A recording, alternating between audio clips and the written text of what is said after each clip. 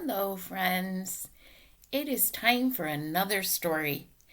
And as I look outside, I see snow. So I decided this would be a great day to read Curious George Snowy Day. I have been seeing pictures of boys and girls that have been sledding and making snow angels and making snowmen and snow babies and lots of fun things.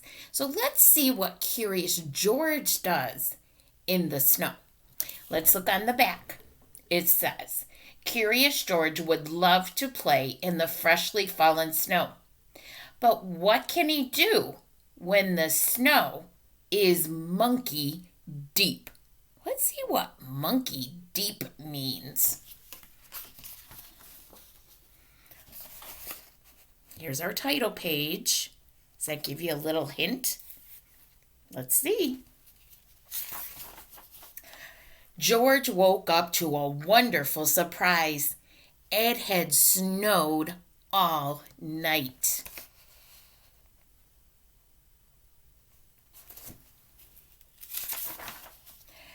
George was curious about all the clean white snow. Maybe he could build something out of it. You go outside, George, said the man with the yellow hat. I'll make us some cocoa for later. This was going to be a perfect day. George went out to play. Uh-oh. He sank right into the fluffy powder. It was so deep he fell right in. Oh my goodness. Sometimes little doggies do that, don't they? Bill, George's friend and neighbor, came by. He did not have any trouble walking on the snow. Hey, George, Bill said, I have an extra pair of cross-country skis you can have. Then Bill showed George how to ski by making zigzags through the snow. George could not wait to try it for himself.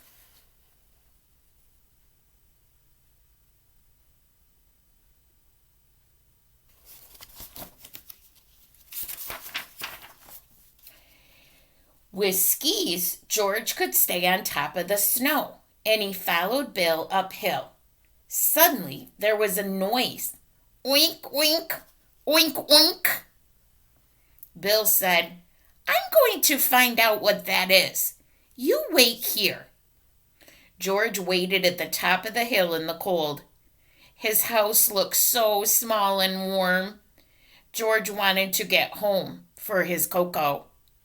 Was Bill coming back? Do you ever feel like when you're waiting for someone that you're waiting like forever? And it's like, are they coming?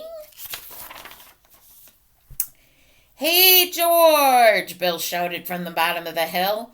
I couldn't find whatever made that sound, but I have to head home now. Keep the skis and have fun. So George did, for a while. When George was tired, he skied down the hill towards home until he hit a rock. His skis flew off and George tumbled the rest of the way down. Oh no.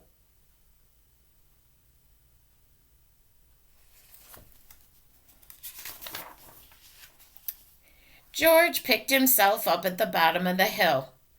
What would he do now? He spotted two children pulling a sled. They were walking on the snow, but they did not have skis. How did they do it? It had to be those wide, flat shoes they wore. Vinny, I think he likes our snowshoes, the girl said. George nodded. Vicky and I live on the other side of the hill, said Vinny. If you come home with us, we'll lend you our snowshoes so that you can get home too. Climb aboard the sled. So they were going to take him up the hill on the sled so that he could get some snowshoes. Wonder what's going to happen next. Ooh, this looks like fun. It was fun to sail down the other hill. But now George was even farther away from home. Here you go, monkey, Vicky said. She gave George her snowshoes, climbed on the sled. Bye, monkey. Good luck. See his snowshoes? We don't see that as much anymore, do we? Sometimes people try them. George began his long journey home. He was cold and tired, and climbing up the hill was hard work. The thought of a nice steaming cup of cocoa kept him going. You close your eyes and picture a cup of cocoa when you're really cold. You're like, brr, I just need something warm to drink. That's what he was thinking. Oink! George looked up. There was that noise again. He decided to follow it.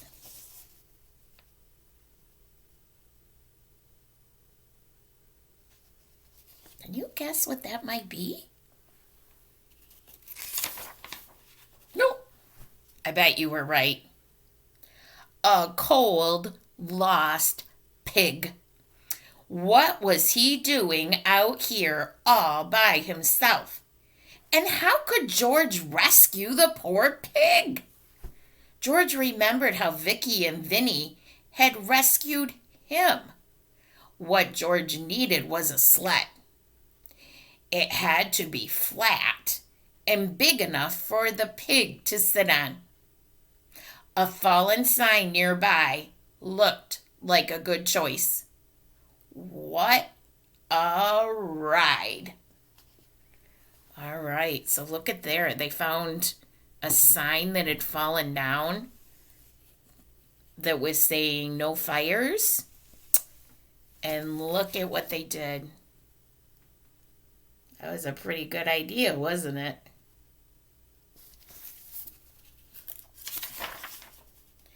When George got home, he found his neighbor, Farmer Rankin, talking to the man with the yellow hat.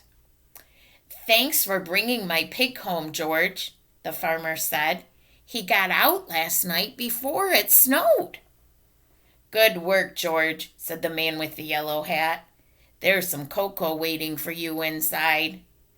That was exactly what George had hoped to hear.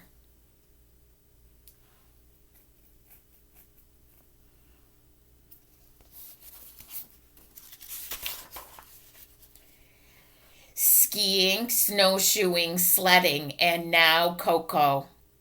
It had been a perfect snowy day.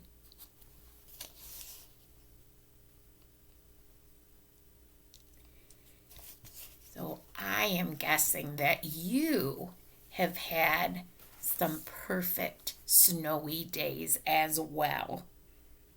And hopefully we'll get more snow so that you can play in the snow again. Because I know that's fun for kids. And it's good to get outside in the fresh air. Even if the sun isn't shining, just dress warm. I hope you enjoyed this story for today, and I'll see you again next time. Bye-bye.